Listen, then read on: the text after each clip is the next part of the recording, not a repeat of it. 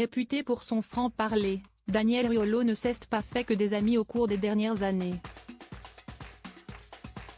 Arrivé dans le quasi-anonymat sur les ondes de RMC il y a plus de 15 ans, l'émission spécialisée dans l'analyse footballistique a su se faire une place de choix dans le paysage radiophonique français. Aujourd'hui, le talk-show animé par Gilbert Bribois est très suivi et chaque prise de parole d'un des journalistes ou chroniqueurs de l'émission peut entraîner une vive polémique. Au sortir de la Coupe du Monde au Qatar, le compagnon de Géraldine Maïssen était pris assez vertement au sélectionneur des Bleus, Didier Deschamps, notamment sur sa gestion du cas Karim Benzema.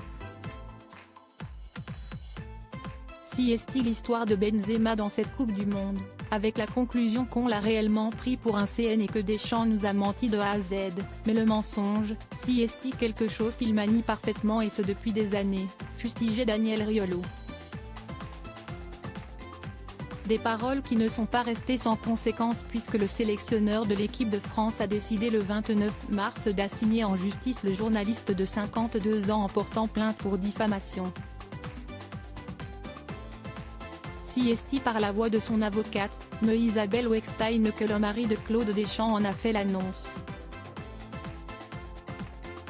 Didier Deschamps n'a aucun problème avec la critique, même acerbe, mais là, il est attaqué sur sa probité, son honnêteté. Monsieur Riolo dit de lui que si est un manipulateur, un menteur, ce sont des propos insupportables, a-t-elle déclaré. Deschamps prend ça comme un cas personnel, il voit ça comme un acharnement, une annonce qui a visiblement surpris Daniel Riolo, qui en a eu vent comme tout le monde dans les médias. Invité de l'émission Les Réservistes ce lundi 3 avril, le journaliste est revenu pour la première fois un peu plus en détail sur cette plainte pour diffamation à son encontre. Il n'y a rien qui me gêne, apprécie-t-il des discussions dans le jeu.